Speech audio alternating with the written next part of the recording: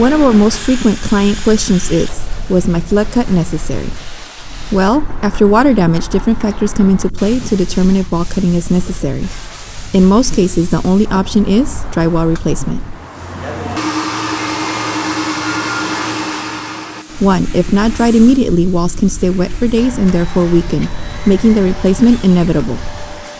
Or, if tainted with bacteria or harmful pathogens from sewage water, drywall removal is necessary. If insulated, when wet, insulation will lose its value, therefore cutting of drywall must be made for removal and replacement of insulation.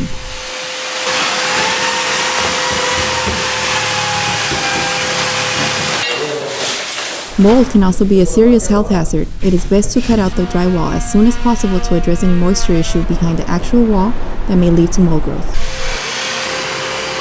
Another question that comes along with that is why so much cutting of the drywall if the flood was low? It's common that when flooding is less than 12 inches, 24 inches height of drywall is removed. 12 to 18 inches above where the flood damage stopped, a neat and uniform cut is made for an easy reconstruction.